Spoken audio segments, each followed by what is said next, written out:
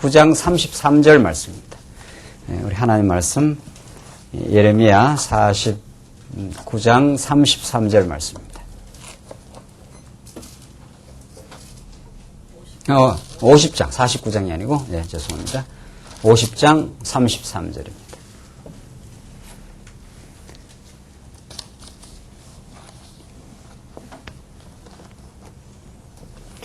차이신 줄 알고 봉독 드리겠습니다. 구약성경 예레미야 50장 33절입니다. 50장 33절. 나 만군의 여호와가 이같이 말하노라. 이스라엘 자손과 유다 자손이 함께 학대를 받는도다. 그들을 사로잡은 자는 다 그들을 엄히 지켜 놓아주지 아니하거니와 그들의 구속자는 강하니 그 이름은 만군의 여호와라. 결코 그들의 원을 펴서 그 땅에 평안함을 주고 바벨론 거민으로 불안케 하리라. 나 여호와가 말하노라. 칼이 갈대아인의 위에와 바벨론 거민의 위에와 그 방백들과 지혜로운 자의 위에 임하며 칼이 자긍하는 자의 위에 임하리니 그들이 어리석게 될 것이며 칼이 용사의 위에 임하리니 그들이 놀랄 것이며 칼이 그들의 말들과 병거들과 그들 중에 있는 잡족의 위에 임하리니 그들이 부녀같이 될 것이며 칼이 보물 위에 임하리니 그들이 노략될 것이요. 우선 37절까지 우선 봉독드렸습니다. 우리는 지금 예레미야 이제 거의 마지막 부분, 다음 주간 하게 되면 우리 예레미야 전체를 우리 정리하고 결론을 짓게 되겠는데, 우리 예레미야 마지막 부분에 나타나는 하나님께서 이스라엘 백성들을 뽑아내시지만은 최종적인 하나님의 그 뜻은 그들을 아주 뽑아내어서 멸망시키는 것이 아니라 그들을 다시 심어 그 고토에 회복시켜 주심으로 하나님이 그들을 언약대로 영원히 지켜주시고 사랑하시는 여호와이심을 그 증명해 하시는 말씀으로 지금 예레미야 마지막 부분이 지금 이어지고 있습니다. 그 지금 우리가 살펴가는 본문은 이제 심으시는 과정에 그 보수를 통한 위로입니다. 하나님께서 이제 뽑으시고 심으시는데,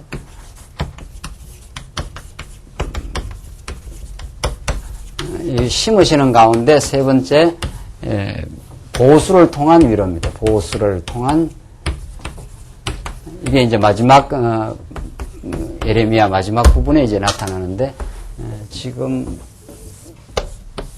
예레미야서는 하나님께서 아브라함에게 약속하시고 모세를 통해서 이스라엘 운명을 이미 미래적으로 예언을 해놓은 그 예언의 그 성취, 언약의 그 성취가 지금 예레미야 이 부분, 남쪽 유다가 아주 회파되고 멸망되었다가 70년이 차면은 다 붙들려 갔다가 다시 돌아올 것. 이것이 예레미야 예언의 그 역사적 상황인데, 예레미야 예언의 말씀은 이 소용돌이 치는 이스라엘 백성들의 역사를 하나님의 뜻, 아브라함 언약, 모세 언약, 이게 하나님의 다 뜻입니다. 하나님께서 앞으로 이스라엘 역사를 어떻게 통치해 가시겠다.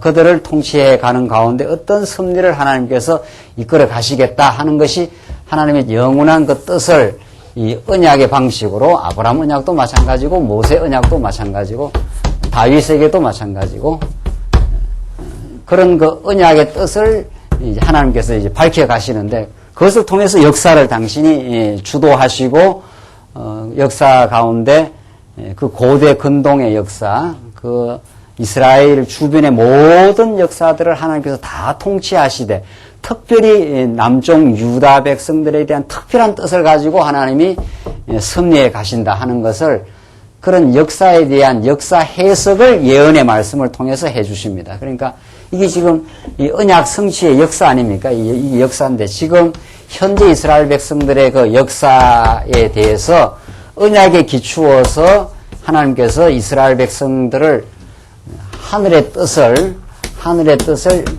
이 언약에 근거하여 지금 예언하시는 거죠. 그러니까 예언자가 없으면 이스라엘 백성들은 역사를 살아가지만 그 역사를 해석할 길이 없습니다. 우리 인생은 날마다 해석하고 사는데, 어떤 사건, 어떤 사건이 일어나면 그 사건을 긍정적으로도 해석하고 때로는 부정적으로도 해석하고 이렇게 사실은 우리 인생은 날마다 우리에게 주어진 지난 주간 동안 있었던 어떤 사건에 대한 그 의미 부여를 하고 해석을 하고 살아가는데 그 예언의 말씀이 이스라엘 백성들에 없으면 그 역사에 대한 하나님 중심적인 그런 해석을 못 합니다. 그렇겠죠? 이 예언이라는 거는 이전의 언약, 하나님의 뜻을 그 드러낸 언약의 근거에서 지금 하고 있기 때문에 언약의 근거에서 지금 너희들이 왜 지금 이렇게 뽑혀놨느냐? 지금 그 말을 해주고 있지 않습니까?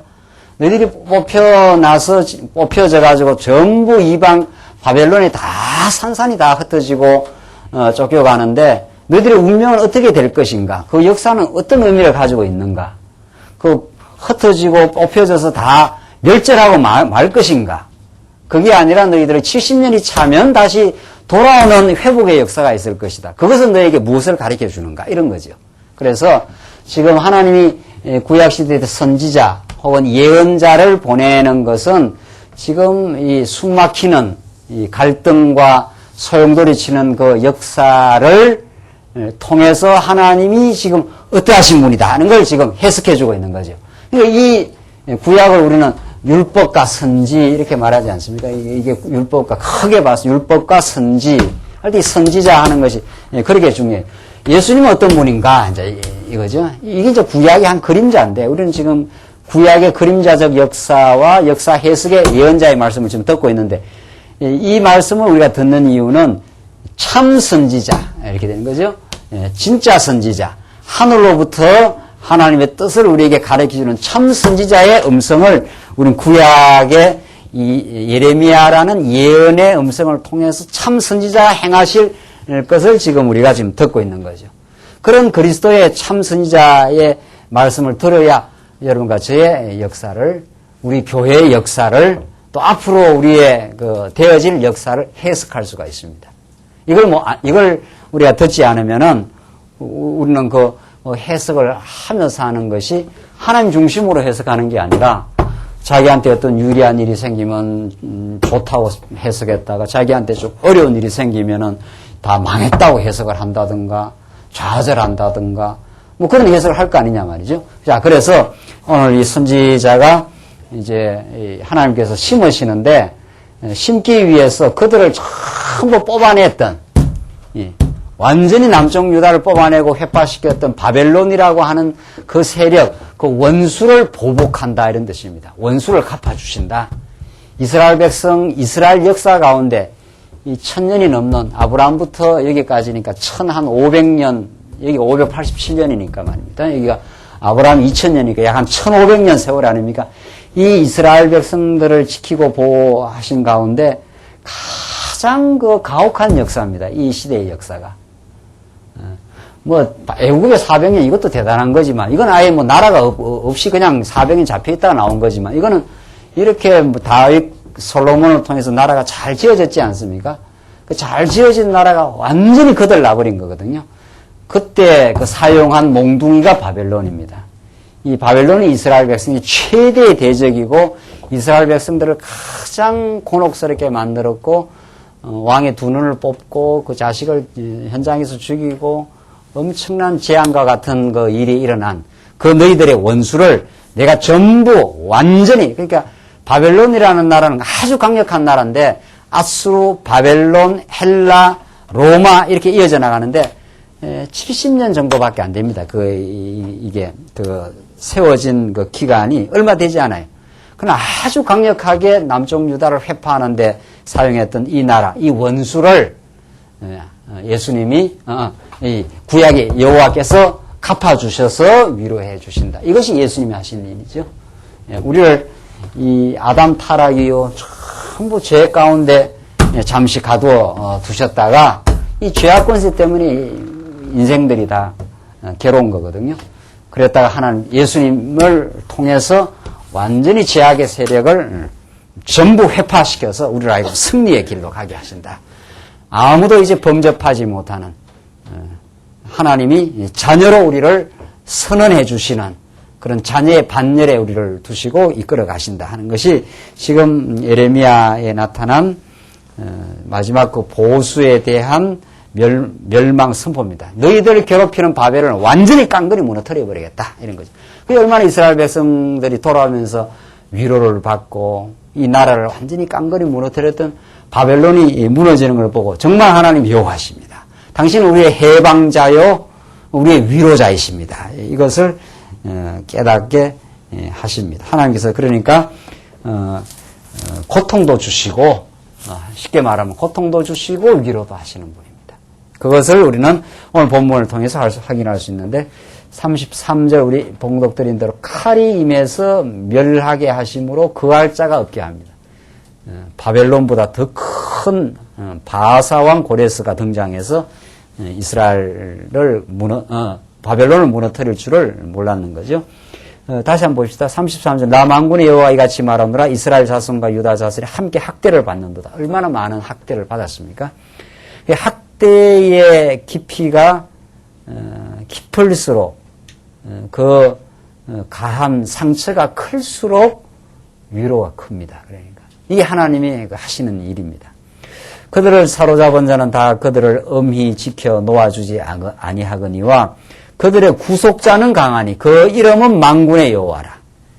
그들을 사로잡은 바벨론이고 놔주겠습니까? 자기들이 포로로 포로로 써먹기도 하고 자기들의 강함을 지금 증명을 하는데 그러나 그들보다 구속자가 더 강하다. 이게 하나님의 역사 지배의 능력이에요. 하나님은 당신의 능력이 참 크신데 유다라고 하는 이 조그마한 나라에 당신의 능력이 큰 걸 보여주기 위해서는 유다보다는 훨씬 강력한 이 바벨론을 크게 만들고 이 유다는 작게 만들었지 않았어요? 그러니까 뭐 유다가 여기에 추풍 낙엽처럼 날아가는 거죠. 한번 바벨론이 음모해버리면 홍수가 음모해버리면은 이 유다는 이 흔적도 없이 이게 실제로 그렇게 역사 가운데 70년 동안 아주 흔적도 없이 나라가 회파되어 버린 나라죠. 그러니까 유다가 볼 때 바벨론이 강력한데 계시록가에도 무너졌다 바벨론이여 하면서 구약 바벨론 무너지는 그걸 그대로 계시록이 인용하면서 어둠의 세력이 예수 그리스도의 재림의 날 무너질 것을 이제 말해주고 있는데 이렇게 강한데 하나님께서 이 바벨론을 무너뜨릴 때 하나님이 얼마나 능력 많으신 분인가 하는 것을 유다가 깨닫고 찬양하도록 이야 정말 하나님 믿을 만한 분입니다. 하나님 좀 강력하신 분입니다.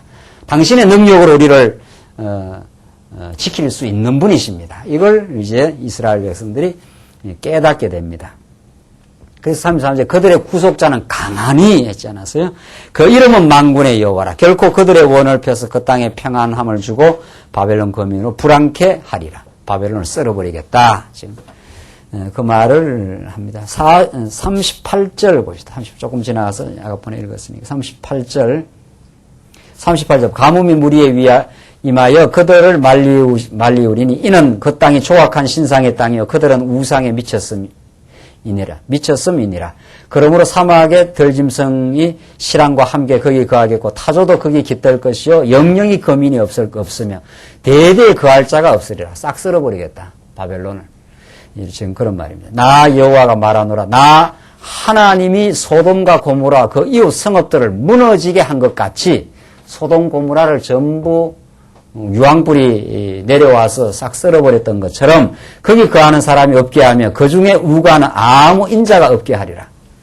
완전히 바벨론이 흔적도 없이 역사 가운데 사라져버리게 하겠다.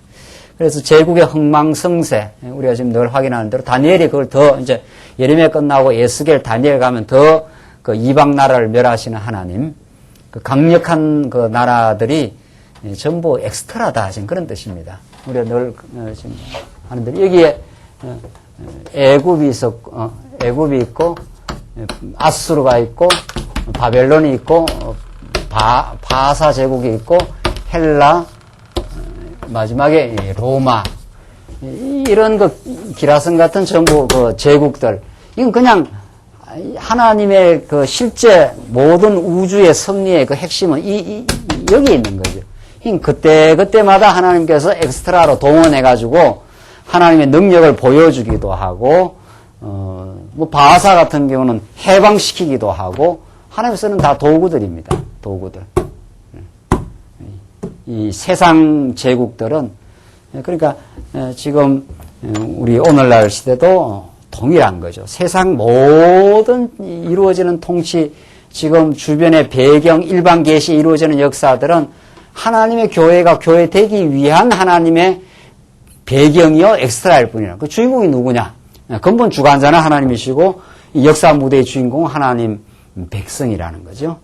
그래서 거기서 우리가 큰 위로가 있는 거죠. 우리가 세상에서는 많이 흔들리기도 하고 때로는 가진 것이 없을 수도 있고 때로는 이 땅에서 실질적인 어떤 세속적인 힘은 갖지 않는다 하더라도 하나님이 우리의 편이 되시고 하나님이 모든 세상 만물을 세상의 제국들을 흥하게도 하고 망하게도 하시는 그 역사가 하나님이 자기 백성들을 지금 경륜하시고 승리하는 그 목적을 가지고 한다는 거예요. 이건 다 그때그때마다 애굽은 400년 종살이하고 아수리는 이스라엘 나라를 무너뜨리는 데 쓰는 한 몽둥이를 쓰고 바벨론은 남쪽 유다를 무너뜨리는 데 쓰고 바사는 회복시키는 데 쓰고 헬라도 400년 중간사에서 이스라엘을 많이 핍박하는 데 사용했다가 로마야 그야말로 예수님을 십자가에 못 박게 하는 데도 쓰고 하나님의 구속의 경륜을 이루는 데 사용하는 거니까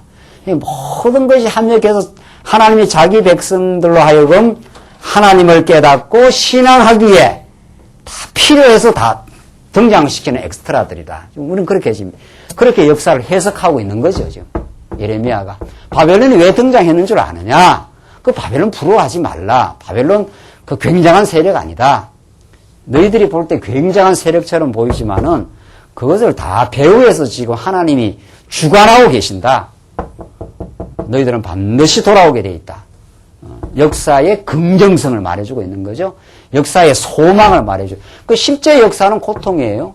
이스라엘의 실제 역사는. 우리 오전에도 괴로움을 기뻐하고 했잖아요. 이게 신앙의 그 초월이거든요. 실제로는 바울이 많이 괴로워하지만은 복음을 깨달았기 때문에 그 괴로움을 소화하는 능력이 있고 괴로움이 없다 이런 뜻이 아닙니다. 우리 예수 믿는 사람에게 현실적인 괴로움이나 어려움이 없다. 세상의 성경이 그렇게 말하느냐 말이죠. 그런 법이 없어요. 그것을 소화하는 해석의 힘이 있고 그 속에 담긴 하나님의 뜻을 읽을 수 있는 그런 해석 능력을 우리 하여금 갖게 하는 것이 말씀의 능력이요. 그래서 우리를 지금 키워가고 계시는 거죠. 그래서 하나님 바벨론을 그런 방식으로 칼이 임해서 그들을 무너지게 하겠다. 41절 봅시다. 41절. 북방 족속들에게 함락을 당할 바벨론의 모습을 예고합니다. 이게 이제 바사라고 하는 페르시아 나라라는 나라를 하나님께서 준비시킨 겁니다.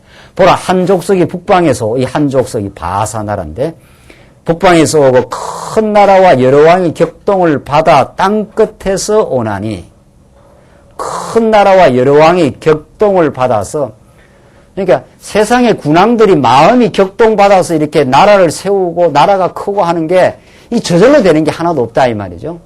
다 하나님께서 배경에서 주관해서 지금 그렇게 바사 나라가 이렇게 커가도록 그렇게 하나님 역사를 하신다는 거죠. 그들은 활과 창을 가진 자라 잔인하여 긍휼히 여기지 아니하며 그 목소리는 파도가 흉흉함 같도다. 딸 바벨로나 그들이 말을 타고 무사같이 각기 항우를 벌려 너를 칠 것이라. 이 페르시아라는 바사라는 나라가 큰 나라가 생각지도 않는 나라가 북방에 일어나가지고 바벨론을 잡아삼키려고 지금 너를 치게 될 것이다. 바벨론 왕이 그 소문을 듣고 손이 약하여지며 고통에 잡혀 해산하는 여인의 구루함 같도다. 보라, 사자가 요단의 수풀에서 올라오는 것 같이 그가 와서 견고한 처소를 칠 것이라. 내가 즉시 그들을 거기서 쫓아내고 택한 자를 내가 그 위에 세우리니 나와 같은 자 누구며 나로 더불어 다툴 자 누구며 내 앞에 설 목자가 누구냐. 그런즉 바벨론에 대한 나 여호와의 도모와 갈대아인의 땅에 대하여 경영한 나 여호와의 뜻을 들으라. 양떼의 어린 것들을 그들이 반드시 끌어가고 그 초소로 황무케 하리니 바벨론에 함락하는 소리에 땅이 진동하며 그 부르짖음이 열방 중에 들리려 하시도다. 이게 무너져야 이 나라가 이 하나님께로 돌아오지 않아요? 이게 이렇게 강하게 서 있으면은 유다가 하나님께로 돌아올 수가 없지 않아요? 하나님께서 바벨론이라는 큰 나라를 들어서 유다를 무너뜨리게도 하시지만 이게 무너져야 이게 유다가 고토로 돌아오게 하시려고 하나님은 바사를 준비시켜 놓고 바사왕 고레스를 마음을 감동시켜. 에스라 1장이 그렇게 나오죠. 바사는 전혀 엉뚱한 이방 나라 왕이거든요. 이스라엘. 그런데 하나님께서 역사를 주장하시기 위하여 바사왕 고레스의 마음을 격동하고 감동하고 그가 강한 세력으로 바벨론을 잡아삼키는 세력으로 589년에 바벨론이 망합니다. 이게 이 고레스 칙령, 고레스가 이들이 돌아가라 하는 게 538년이거든요. 그 이전 539년에 이게 바사왕 고레스 칙령 때 돌아가라 하는데, 그러니까 바벨론을 붕괴시켜야 이게 지금 폴 해방령이 나올 거 아니냐 말이죠. 그렇게, 이 바벨론이 무너집니다. 우리 늘 이야기하지만 바벨론, 페르시아, 이게 다 실제 일반 역사, 문화사에 나오는 이야기 아니에요? 그러나 문화사에서는 그걸 하나님 중심적 해석을 못 하는 거죠. 그냥 바벨론이 이만 정치 경제 상황이 이래서 페르시아에서 망했다. 군사적으로 페르시아가 더 강력한 고레스가 등장해서 망했다. 이런 해석밖에 못 하는 거죠. 그게 하나님이 하셨다. 이 말을 못 하는 거죠. 여러분과 제가 오늘 이게 옛 이스라엘 역사 아닙니까? 이 옛 이스라엘 역사를 선자 예언을 통해서 그런 역사를 지금 해석해 주는, 이거 왜 해석해 주느냐 이 말입니다. 이걸. 우리들은 구약 성경 예레미야 달달달달 잘 알아라고 이걸 해석해 주는 게 아니라 그렇게 역사를 당신이 이 모세를 통해서 이미 약속했단 말이죠. 너희들 들어가서 배부르고 살찌면 나를 떠나가게 될 것이고, 그러면 너희들에게 은혜가 은혜임을 깨닫게 하기 위해서, 하나님 은혜를 모르니까 어리석음을 범한단 말이죠. 그러면 그냥 놔두면 하나님이 그들을 사랑하는 게 아니지 않습니까? 그러니까 그들로 하여금 그것도 또 이렇게 어리석어지는 것도 다 하나님께서 이게 다 작정이 돼 있어요. 이렇게 어리석어지는 것도. 이 어리석어질 때는 모르거든요. 자기들. 하나님께서 다 계획 가운데. 그래서 한번 와장창 한번 무너지고, 그리고 돌아오게 될 것을 하나님께서 모세를 통해서 언약했기 때문에 지금 이스라엘 백성들은 이 모세 언약을 잊어버린 상태거든요. 잊어버린 상태. 너희들 그 모세 언약이라는 건 앞에 시내산 언약이 있고 호렙산 언약이 있고 그다음에 모압 땅 언약이 있는데, 시내산 언약이나 호렙산 언약은 너희들 들어가면 하나님 여호와를 꼭 말씀을 지키고 여호와를 기억하라 이런 뜻입니다. 근데 이 기억을 안 해요. 율법 안 지키고 성전 다 어그러뜨리고 그러니까 하나님께서 안 지킬 것도 다 알아요. 또 그렇게 작정을 해놨어요. 그러니까 너희들 들어가면 안 지키고 나를 떠나가게 될 것이다. 이게 모압 땅 언약입니다. 모압 땅 언약에서 아무리 신신당부해도 모세가 들어가서 나라를 잘 이루게 되면은 떠나갈 것이 하나님의 계획 속에. 그래서 너희들 나를 떠나간다. 떠나가면은 너희들 나라가 한번 거들나는 어려움을 겪는다. 그렇게 언약에 근거해서 예언자들이 역사를 그렇게 해석해줘야 이들이 이 70년 이 고통의 세월, 나라 잃은 그 세월 동안 소망을 가질 거 아니냐 이 말이죠. 그렇죠? 이런 해석을 안 해주고 그냥 바벨론 잡혀갔다. 그러면 캄캄한 거죠. 캄캄한 거죠. 이 캄캄한 터널을 지나가도 이 터널이 언젠가는 끝이 난다. 이걸 알면은 그 터널을 지나갈 만해요. 오히려 소망이 있어요. 이 터널을 지나가도 우리는 다시 하나님의 약속의 땅, 풍성한 젖과 꿀이 흐르는 땅으로 다시 돌아가게 되어 있습니다. 이게 우리 오늘의 이 나그네 삶 아닙니까? 우리 이 땅에서 죽는 날까지 실제로 어려움이 겪는다 하더라도 우리는 아주 없어지지 않는 산 소망이 있다. 이게 우리에게 주신 말씀인데 지금 그것을 예레미야가 기록하고 전달해서 70년 포로 기간 동안 우리는 약속의 땅으로 돌아가게 되어 있다. 하나님 우리를 버리지 않는다. 우리는 다 망한 것 같은 이 속에 바벨론을 붕괴시키는 그날이 온다. 이게 이스라엘 백성들이 이 역사의 소용돌이 가장 역사의 고통의 시간, 그 고통 넘어 하나님의 보호와 손길이 있다. 이게 이스라엘 백성들이 역사 가운데 가졌던 여호와 신앙이요 소망입니다. 여호와 신앙이요 소망. 이건 그대로 우리 예수 안에서 살아가는 우리들에게, 우리는 광야 같은 삶 가운데 이런저런 때로는 어려움을 겪기도 하지만은 우리는 예수 안에 있기 때문에 절대적인 소망이 있다. 지금 그것을 가르치고, 우리를 괴롭히는 어둠의 권세는 우리는 예수로 말미암아 날마다 처복종치기하며 이겨나가게 하나님께 하신다는 거죠. 이 본문의 말씀이. 그래서 지금 51장 이제 넘어가십시다. 51장 넘어가시면 바벨론 보수의 그 약속입니다. 50장이 멸망을 선포한 다음에 그거 다 읽었습니까? 45절 봅시다. 45절. 그런즉 바벨론에 대한 나 여호와의 도모와 갈대인의 땅에 대하여 경영한 나 여호와의 뜻을 들으라. 하나님이 다 작정해놓고 그걸 경영한 그 뜻을 들으라. 양떼 어린 것들을 그들이 반드시 끌어가고 그 초소로 황무케 하리니 바벨론에 함락하는 소리에 땅이 진동하며 그 부르짖음이 열방 중에 들리리라 하시도다. 여기까지. 그럼 51장이 이 바벨론 보수에 대한 구체적인 약속인데 1절로 11절 바벨론을 보수하신 여호와의 일을 선포하자고 권면을 합니다. 바벨론을 보수하신 여호와의 일. 바벨론을 누가 보수하겠느냐. 그 강력한 나라를 이스라엘 나라가 무너뜨릴 수가 없는데 하나님이 모세에게 약속하신 대로 다 보수하겠다고 이미 신명기에 약속을 했어요. 그대로 지금 이루니까 아하 정말 바벨론이 무너질 때 이게 그냥 고레스 왕이 무너뜨렸구나 이래 안 한다는 거예요. 지금 문화사에서 본다면 고레스 왕이 강해가지고 바벨론을 무너뜨렸다. 그것으로 끝나지 않아요? 그러나 우리는 그렇게 하나님께서 고레스 왕을 통해서 무너뜨리도록 약속하시고 이루었다. 이렇게 되는 거죠. 그런 그 하나님에 대한 해석이 나가는 거죠. 하나님이 전능하심을 지금 보여주는 거죠. 그게 지금 문화사 읽는 거하고 우리 오늘 예레미야의 역사 해석을 읽는 게 다르다는 거죠. 이게 있어야 우리가 범사를 주관하신 하나님에 대한 해석 능력이 우리가 생겨나는 거죠. 그래야 마음의 평화를 유지를 합니다. 저 사람 때문에 내가 지금 겪는다. 이러면 얼마나 마음이 괴롭겠어요. 그걸 복수하고 싶은 마음도 있을 거고 원망하고 싶은 마음도 있을 거고 말이죠. 51장 보시면은 여호와께서 이같이 말씀하신데 보라 내가 멸망시키는 자의 그 다음에 뭐라고 되어 있습니까? 마음을 일으켜 바벨론을 치고 이렇게 되어 있어요.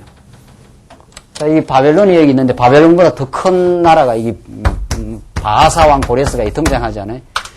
이 멸망시키는 자의 뭐라고 했습니까? 이 마음을 움직인다는 거예요. 그러니까 이 보십시오. 이 하나님이 계시고 이 이스라엘 유다 나라가 있고 여기에 바벨론이 있고 여기에 이 바하사왕 고레스의 어떤 마음이 있을 거 아니에요. 그러니까 하나님이 없다 이렇게 하나님을 성경에서 못 깨달으면 다 각자 마음으로 사는 거죠. 유다는 자기가 범죄하고 자기가 지금 어떤 바벨론으로 잡혀가고 또 돌아올 마음을 가지고 뭐 인간이 그때그때 마음 먹는 대로 사는 거 아닙니까? 오늘 교회를 가야 되겠다, 뭘 해야 되겠다. 바벨론은 유다를 잡아삼키고 남아 정책을 해서 그 시대를 다 지배해야 되겠다. 뭐 이런 그 바벨론 느부갓네살의 마음이 있으니까 내려온 거 아닙니까? 그 역사는 각자의 어떤 마음대로 움직이는 줄 아는 거죠. 그 역사의 어떤 이 전체를 뭔가 어떤 원리가 지배하는 것이 있지 않겠는가? 이게 역사학자들의 그 꿈이었는데 지금 현대 역사는 그거 다 포기했어요. 이게 그대로 마음이 어떻게 해서 움직이는지 그 어떤 원리와 법칙을 알 길이 없다. 이 성경은 오늘 예레미야서는 이 바벨론 나라를 멸망시키는 고레스 왕의 마음을 움직인다는 거 아니에요. 마음을 일으켜 이렇게 해줘야 돼요. 근데 사람들이 어떤 마음을 먹는 게 자기 마음대로 마음을 먹는 게 아닙니다. 이게 얼마나 이게 참 중요하고 재미난 이야기입니까, 정말. 우리가 이렇게 살아가면서 어떤 사람이 막 마음이 격동이 되고 어떤 마음이 바쁘게 움직이고 뭐 그런 사람 있지 않겠어요? 살아가다 보면은. 그 사람이 그렇게 하는 게 아니에요. 뭔가 하나님의 뜻을 이루기 위해서 그 사람이 마음이 이렇게 격동이 되는 겁니다. 그게. 그 사람의 마음이 잔잔하게 되는 것도 그렇고 격동되는 것도 그렇고. 그러니까 고레스가 뭐 고레스 보지는 않았지만 우리가 조금 상상을 하자면 고레스가 이렇게 왕으로 등장하면서 이 바벨론을 잡아 삼켜야 되겠구나. 뭐 이런 그 마음이 생긴 거예요. 어떤 전략도 생기고 실제로 그렇게 이 바벨론을 쳐들어와서 다 붕괴시킨 거 아닙니까? 그 마음이 어디서 생겼겠냐 말이지. 불교라는 건 마음 찾기 그 종교인데 마음이 어디에 있느냐, 마음이 머리에 있는지 가슴에 있는지 어디에 있는지 알 길이 있나, 우주 가운데 있는지 그 마음의 길을 찾을 수가 없습니다. 하나님이 고레스의 마음 속에다가 너 가서 이 백성, 내 백성을 괴롭힌 바벨론을 붕괴시켜라. 이렇게 하나님께서 작정하고 고레스에다 그 마음을 이렇게 불어넣어요. 그래, 가는 거예요. 가룟 유다가 그냥 예수님을 팔지 않아요. 가룟 유다도 예수님을 따라다니면서 회개도 하고, 아무래도 내가 예수 제자 돼야 되겠다. 이런 생각도 했지 않겠어요? 얼마나 12제자가 따라다니면서 큰 기적을 행하고 하니까. 그 회개까지 했으니까 얼마나, 우리 회개 집사님 또 시험 받지 마시고, 얼마나 그 중요한 뭐 일을 했겠어요? 뭐 회개했어요. 뭔가 믿을 만하니까 또 예수님도 회개 장부도 맡겼겠죠. 그럼 뭐 믿으려고 예를 쓰지 않겠어요? 가룟 유다도 처음부터 뭐 그랬겠네. 그 작정이 그렇게 돼 있으니 그렇게 되는 건데. 그런데, 가룟 유다 속에 사단을 하나님께서 들어가게 놔두지 않아요. 그 사단이 들어가니까 예수를 팔아있다 실컷 3년 동안 따라다니면서 그 놀라운 기적과 죽은 자를 살리고 바다를 잔잔케 하는 걸 다 봤으면 그 보통 마음으로 그걸 팔겠습니까? 그게 해가다 하니까 그런 거죠. 그래서 이 마음을 움직입니다. 이 사람이. 이 마음이 움직이면 역사가 이제 진행이 되는 거거든요. 마음이 움직이면. 하나님께서 여러분과 제 마음을 진리 안으로 움직여 주시고 예수 안으로 움직여 주시니 이게 얼마나 복입니까? 마음을 흐트려버리면은 진리에서 떠나간다는 거 아닙니까? 마음을 흐트려버리면은. 우리가 이렇게 말씀을 듣고 하나님을 섬길 마음이 생기고 이게 얼마나 그 복되고 아름다운 마음입니다. 하나님 택하지 않는 백성은 하나님 그 어두운 가운데 두니까 어두운 생각을 하는 거거든요. 그래서 지금 이 하나님께서 보십시오. 주가 뭡니까? 이 주가 내가 멸망시키는 자의 마음을 일으켜 바벨론을 치고 이렇게 했어요. 내 마음대로 옆에 사람이 안 움직이면 처음에는 원망도 하고 짜증도 해도 하나님이 저 마음을 저렇게 인도해 가시는구나. 저것 통해서 나를 지금 낮추고 하나님 의지하게 만드는 거. 그렇게 보면 틀림없는 겁니다. 지금. 또 나를 대적하는 자 중에 처한한 자를 치되 내가 타국인을 바벨론에 보내어 키질하여 그 땅을 비게 하리니 재앙의 날에 그를 에워치리로다.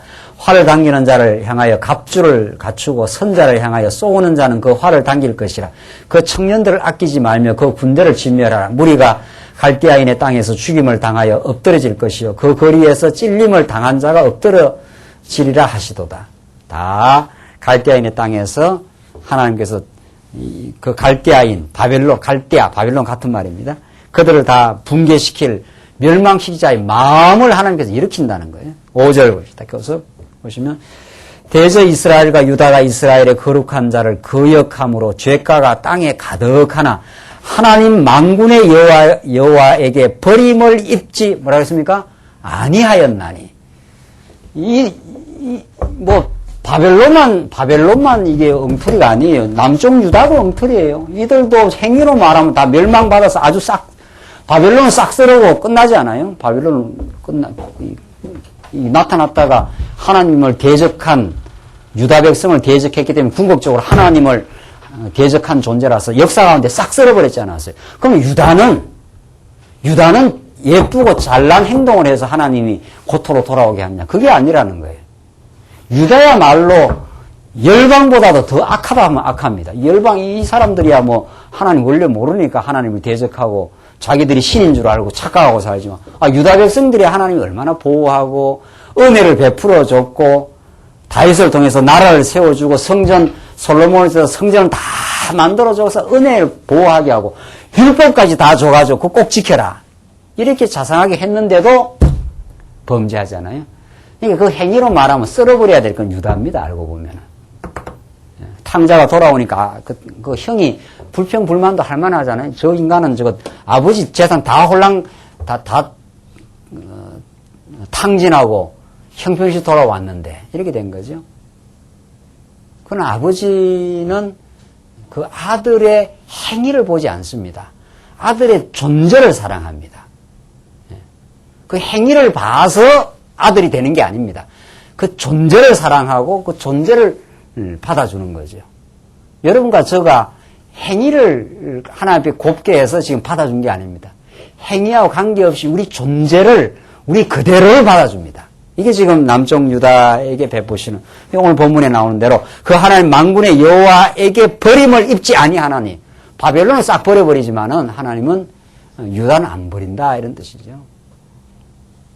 이게 얼마나 남쪽 유다에게 소망스러운 말씀이냐 말이죠. 하나님은 한 번 약속하면은 죽어도 안 버린다 이 말입니다. 하나님의 맹세이기 때문에.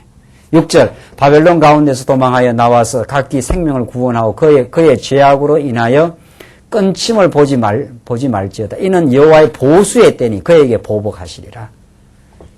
하나님이 바벨론을 싹 붕괴시켜가지고 그들을 괴롭힌 바벨론을 전부 진멸시켜버리겠다. 이 놀라운 그 위로의 장면입니다. 7절 바벨론은 여호와의 수중에 온 세계로 취케하는 금자니라. 여호와의 수중에서 다 놀아난다. 온 세상을 취하게 만드는 금잔이라. 그 바벨론의 금잔을 마시고 취하지 않은 나라가 없다는 거죠. 전부 다 바벨론 수하에 다 들어가가지고 바벨론 느부갓네살이 신이다 해서 그렇게 바벨론이 대단한 나라였지만은 결국 무너진다는 거죠. 그래서 열방이 그 포도주를 마시고 인하여 미쳤도다. 바벨론이 졸지에 넘어져 파멸되니 이로 인하여 울라. 그 창상을 인하여 유향을 구하라. 곧 나으리로다. 우리가 바벨론을 치료하려 하여도 낫지 아니한 적 버리고 각기 고토로 돌아가자. 바벨론 치료한다고 해서 바벨론은 치료가 안 된다. 이스라엘 백성은 상처를 하나님이 내시지만 하나님께서 상처를 싸매 주시는 하나님이다. 이게 예레미야의 중요한 메시지 아닙니까? 하나님이 상처를 가하십니다. 하나님이 이 땅 위에서 마음 상하기도 하시고 그러나 하나님이 상한 심령을 기뻐 받으신다 그럽니다. 시편 51편에 보면은 이게 놀라운 하나님의 참 은혜입니다. 바벨론은 하나님께서 치료 안 해준다 말이죠. 10절 여호와께서 우리 의를 드러내셨으니 오라 시온에서 우리 하나님 여호와의 일을 선포하자. 바벨론을 다 멸망시키는 여호와 하나님의 일. 이것이 이스라엘 백성들의 위로가 큰 위로가 되는 거거든요. 이들 때문에 우리가 얼마나 정말 나라가 아주 거들나고 뿌리채 뽑히고 고통당하고 많이 죽고 잡혀가고 지금 그랬는데 하나님께서 바벨론을 쳐버리겠다. 11절 봅시다. 화살을 갈며 방패를 굳게 잡으라. 여호와께서 메대 왕의 마음을 격발하서 또 나오죠. 이 메대 바사를 들어갖고 이제 바벨론을 치는데 메대 왕의 마음을 격발하사 바벨론을 멸하기로 뜻하시나니 이 하나님의 이 작정입니다. 뜻 이게 영원한 뜻 작정을 모세를 통해서 너희들 들어가지만 다 흩어졌다 다 돌아온다 내가 보수한다 이렇게 하나님께 이렇게 영원한 뜻을 모세를 통해서 알려줬어요. 그래서 역사가 이루어지고 그 뜻을 예수 안에서 온전히 이루어가지고 우리를 예수 안에 묶어놓은 거죠. 이게 예수 안에 우리를 묶어놨기 때문에 사단 권세가 우리를 다시는 못 데려간다 이런 뜻입니다. 그냥 우리가 옛사람의 습관이 남아가지고 가끔 우리가 하나님 원망도 하고 이웃을 원망도 하고 이렇게 살 때가 있지만은 이 영원한 뜻이 모세를 통해서 언약한 것이 그대로 이루어져서 다 흩어졌다가 다 돌아오지 않아요? 그러니까 우리가 죄 가운데서 다 어리석게 살았지만 하나님의 뜻은 예수를 통해서 이렇게 우리를 그리스도의 지체로 딱 묶어서 우리를 보호해 나가신다. 그래 지금은 사단 권세를 하나님께서 지금 괴멸해 나가신다. 성령을 보내주시고 진리를 자꾸 깨닫게 하셔서 우리의 전날에 어리석었던 삶을 자꾸 처복종시키는 그 역사를 하나님께서 지금 인도해 가신다는 거죠. 그래서 11절 다시 보십시오. 화살을 갈며 방패를 굳게 잡으라. 여호와께서 메대 왕들의 마음을 격발하사 바벨론을 멸하시기로 뜻하시나니 이는 여호와의 보수하시는 것고 그 성전의 보수하시는 것이라. 성전을 다 무너뜨린 이 남쪽 북바벨론 말이죠.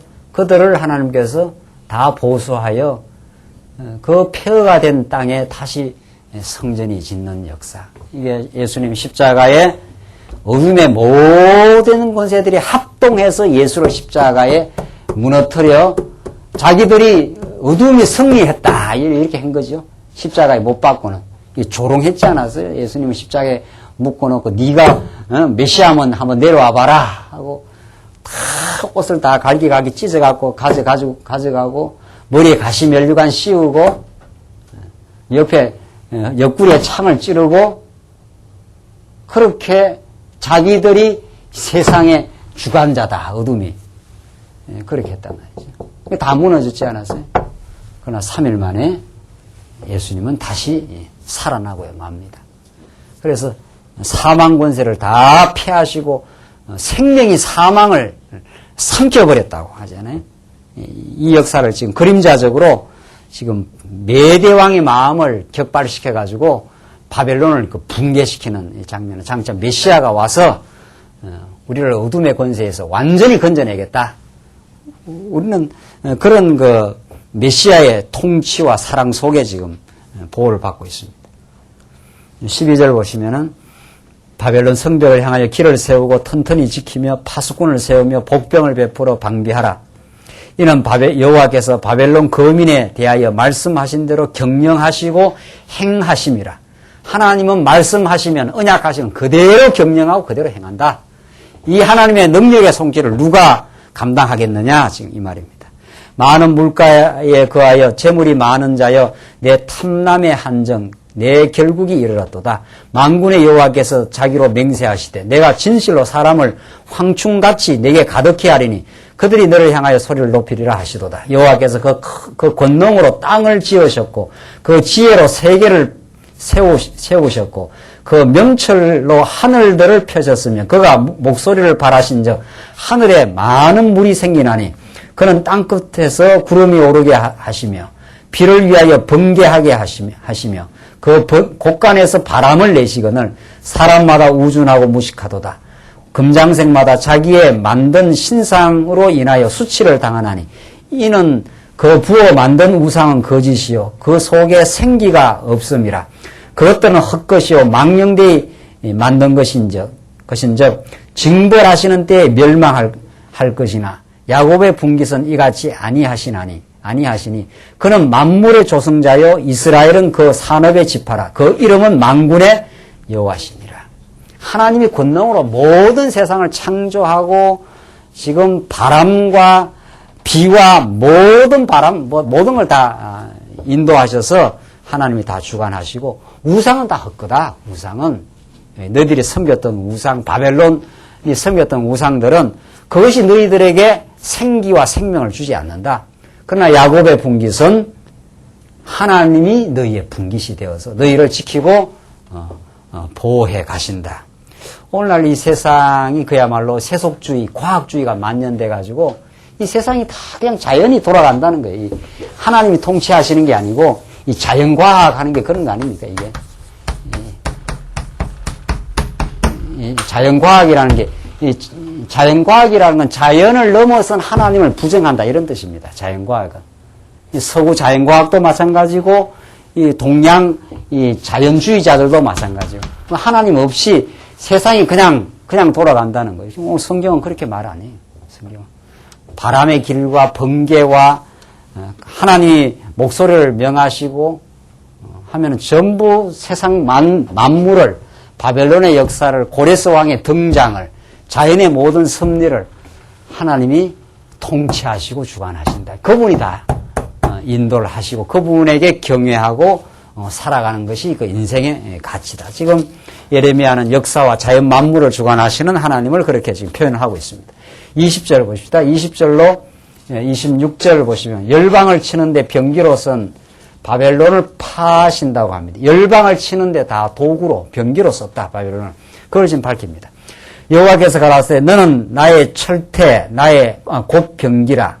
내가 너로 열방을 파하며 너로 국가들을 멸하며 내가 너로 말과 그 탄자를 부수며 너로 병거와 그 탄자를 부수며 너로 남자와 여자를 부수며 너로 노년과 유년을 부수며 너로 청년과 처녀를 부수며 너로 목자와 그 양떼를 부수며 너로 농부와 그 멍의 소를 부수며 너로 방백들과 두령들을 부수리로다. 그들이 너희 목전에 시온에서 모든 악을 행한 대로 내가 바벨론과 갈대아 모든 사람이 갚으리라. 여호와의 말이니라.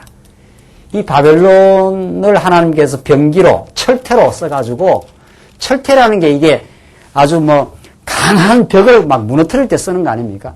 그렇게 하고 다 부수는데 바벨론을 썼는데 그 바벨론 위에 하나님의 진노가 임하겠다. 지금 그런 뜻이죠.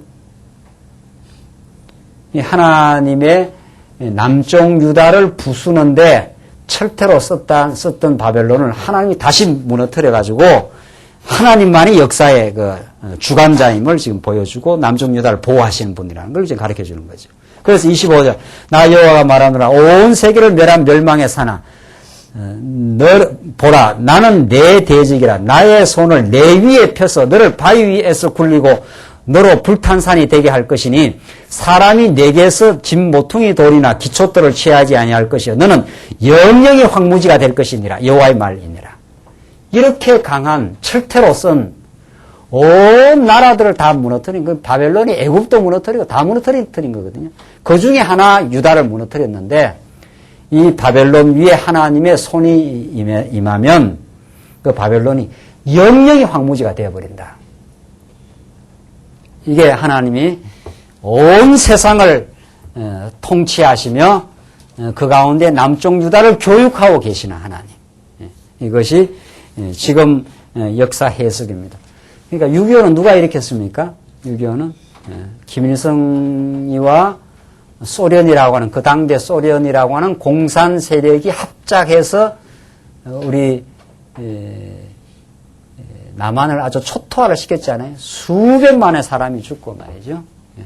거기다 중공군까지 등장해가지고 우리나라가 다 통일하기 직전에 또 쳐들어와갖고 1.45 때였다 후퇴하고 그렇게 이 한국의 역사도 참 우리 이 시대의 역사도 얼마나 많은 그 파란만장한 전쟁과 그 평화의 지금 이 시대를 지내가고 있습니까? 그 가운데 하나님의 한국의 하나님의 교회를 단련시키려는 하나님의 선한 뜻을 가지고 그렇게 하신 겁니다. 이 공산주의자들. 김일성이 다 소련에 가서 공산주의 교육을 받고 철두철미하게 공산주의로 무장을 해가지고 그렇게 이 남한을 적화 통일시키려고 그렇게 밀고 내려와서 얼마나 많은 평양에 있는 우리 목사님들이 다 죽어나가고 도저히 살 수가 없으니까 쫓겨나오고 뭐 그랬잖아요. 그게 한국교회를 강하게 하고 한국교회를 순수하게 만든 하나님의 선한 뜻입니다. 지금 한 50년 지나서 지금 평화의 시기가 지금 한 5, 60년 지금 지내가고 있잖아요. 한국교회가 많이 지금 부흥했지요. 그러나 그만큼 많이 세속화됐지요. 이 한국의 이 경제력이 지금 그러니까 참 한국은 한 50년 이 민주화와 선진 이 문명을 위해서 압축적으로 성장을 했습니다. 엄청나게 잘 삽니다, 지금. 그러나 우리가 이게 체감 경기가 어려워가지고 어려움을 지금 많이 느끼는데, 뭐, 그때에 비해서는 엄청나게 잘 사는 거예요, 사실은. 이 잘 산다는 게 늘 상대적이기 때문에, 잘 사는 사람들이 워낙 많으니까, 이게 자꾸 우리가 못 살고 힘들게 느껴야 그렇지, 뭐, 6.25 그 이후에 비하면 뭐, 너무 잘 먹고 너무 잘 입고 우리가 사는 거죠. 하나님께서 이 부여를 주신 것도 뜻이 있는 거죠. 하나님께서 6.25 동란 통해서 큰 어려움도 주시고 일제 36년 동안 우리 한국교회를 하나님께서 단련시키신 하나님, 5, 60년 동안 말씀운동이 이렇게 성경신학을 하나님께서 자꾸 이렇게 이게 앞으로 예수님 오시는 날까지 이 성경신학이라고 하는 새로운 하나님께서 이 진리를 이 시대에 드러내시고 이걸 오고 오는 세대에 이제 전파하게 하시려고 한국에 이렇게 평화의 시대를 하나님께 주신 겁니다. 만약 우리 시대에 바로 당대에 지금 막 전쟁이 나면은 성경신학이 이게 학문적인 토대가 이루어지겠어요? 하나님께서 한 시대를 어렵게도 하시고 한 시대를 평화의 시대로 주셔서 하신 것은 우리 여러분과 저에게 참 감사할 일이고 정말 우리가 진리를 잘 지켜갈 일이고 이것이 우리에게만 이렇게 머물러 있지 않을 거라는 우리는 확신이 있지 않아요? 지금 하나님이 바벨론을 들어가지고 남쪽 유다를 아주 붕괴시키기도 하시지만 하나님께서 보수의 날이 오면은 고레스 왕을 들어가지고 바벨론을 완전히 붕괴시켜버리고 남쪽 유다로 하여금 여호와 하나님을 찬양하게 하는 고토로 돌아가게 해서 정말 하나님이 여호와십니다.